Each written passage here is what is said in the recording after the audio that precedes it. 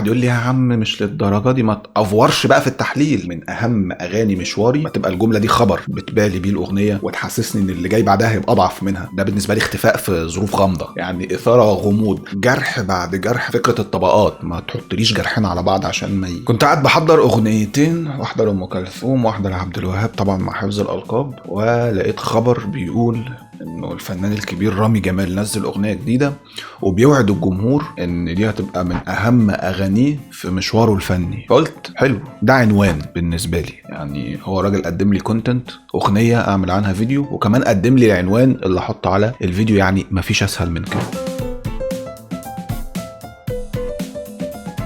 اول حاجه اخدت بالي منها اللحن، انه معمول بالصياعه، معمول بشكل منظم، معمول ببنى محكم. فبيبدا من عالي شويه، كان يوميها ليف وانا بفارق، يعني كانه خدك من فوق لتحت. فتاني جمله قام واخدك من تحت لفوق، قلت بعده سهل بس بعده فارق. يعني من فوق لتحت، من تحت لفوق، بتعيش مع مقام الكرد باكتر من طعم. حتى في القفله، جرح قلبي حس بيه. بص القفله بيجي في السينيو يقفل ازاي، تعبني هو فين. يعني في الكوبليهات وفي السينيو هو بيقفل من نفس السكه، بس في الكوبليهات من طبقه واطيه وفي السينيو من طبقه عاليه، علشان ما تحسش انهم شبه بعض، ويبقى برضو دواء جمله المقام باكتر من طعم. ان بص الكوبليهات،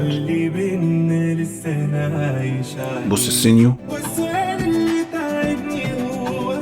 في بقى وانا بفارق بعده فارق. حلوه، جناس تام في اللغه العربيه، يعني نفس الكلمه بتقولها مرتين بنفس النطق، ولكن كل مره لها معنى. اول مره وانا بفارق يعني بنسيب بعض، تاني مره بعده فارق يعني مؤثر. في هنا حاجه مهمه برضو، ان جمل اللحن من الجمل اللي هي مفتوحه، يعني تبقى انت عارف ان في لسه جمله مهمه جايه. بمعنى كان يوميها ليف وانا بفارق، مش قافله، انت عارف ان لازم يكون في جمله تانية مكمله للجمله دي. حتى سؤال كان يومها على فين وانا بفارق، فالاجابه قلت بعده سهل بس بعده فارق، برضه ما تحسش انها قافله، تحس ان في جمله جايه مهمه لازم تكون مكمله. انه بعده فارق ازاي، جرح بعد جرح قلبي حس بيه، دي تحسها قافله تيرارارا. عشان كده بقول اللحن منظم ومعمول بالطريقه، سواء في البنى او في القفلات او في حلاوه وتاثير الجمل نفسها. جرح بعد جرح قلبي حس بيه، حيره بعد حيره، يعني فكره حاجه بعد حاجه.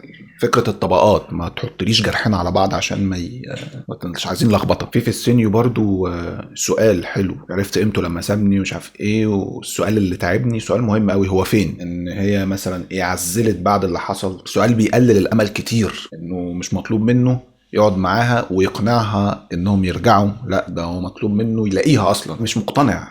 يعني احنا في عصر السوشيال ميديا، اي حد دلوقتي لو هجرت اكونتات السوشيال ميديا تقدر توصل لها. فحاسس ان ده معنى قديم شويه، هي فين.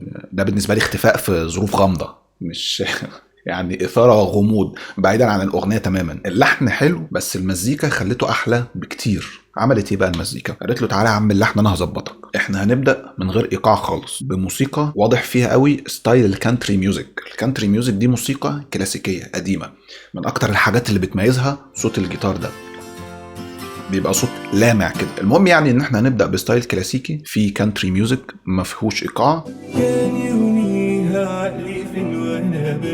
ده في الكوبليه. ولما نيجي ندخل على السينيو هنغير ده، هنخش بايقاع R&B او هيب هوب، ايقاع روش جدا متطور حديث جدا.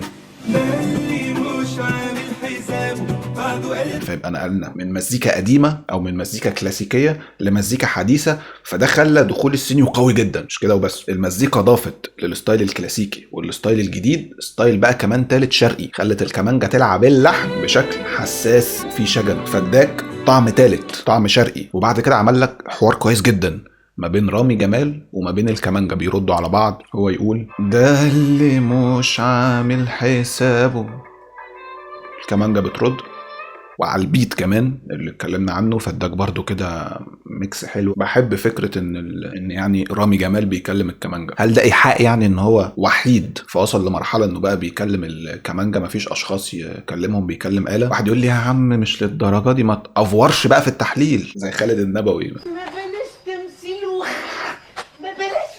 اقول له خلاص يا عم ما تعصبش نفسك قوي كده. انا عجبني المزيكا اكتر حاجه، ممكن المزيكا واللحن مع بعض. وبعدين الكلمات حلوه بس ما حسيتهاش يعني ايه فيها عمق او طرح شيء مهم يدعو للتامل. طيب نيجي للنقطه الاخيره بقى، هي اغنيه قويه ولكن من اهم اغاني مشوار رامي جمال. انا الجمله دي مش بلاعها قوي، انا شايف انه الطبيعي ان كل اغنيه اي مطرب بيعملها اغنيه جديده يكون هو شايفها انها من اهم اغاني مشواره الفني، لان دايما هو عايز يعلي على نفسه، عايز يعمل حاجه احسن من اللي فات كله او مختلفه او مميزه. من اهم اغاني مشواري تبقى دي حاله واسلوب عمل في كل الاغاني الجديده اللي بيعملها، اكتر ما تبقى الجمله دي خبر بتبالي بيه الاغنيه وتحسسني ان اللي جاي بعدها هيبقى اضعف منها. ممكن يكون هو عنده كلام يقوله، مواقف معين مثلا الاغنيه بقالها كتير كان عايز ينفذها بشكل معين واتعطلت ورجعت، فيكون حصل له مواقف شخصيه ما بينه وما بين الاغنيه خلتها بالنسبه له هي من اهم اغاني مشواره، وكان حلمه ان هو يعمل كذا فعمله، فكانت القصه نفسها قصه حقيقيه بالنسبه له حصلت مثلا، عمل لها اغنيه فبقت هي من اهم الاغاني في مشواره، هو اضرب مشواره يعني مش انا اللي هقرر. انما انا كجمهور الموضوع وصلني كنوع من انواع الدعايه للاغنيه وكماتيريال اعمل بيها فيديو، لكن مش شرط ده يبقى امر واقع. لو عجبك الفيديو ما تنساش بقى لايك وكومنت رايك في اللي انا بقوله، سبسكرايب وشير والحركات دي، وشوف الفيديوهات القديمه بقى، في فيديوهات قويه جدا موجوده وفي فيديوهات قويه جدا جايه ان شاء الله، فبرضه فعل الجرس علشان تشوفها. وشكرا.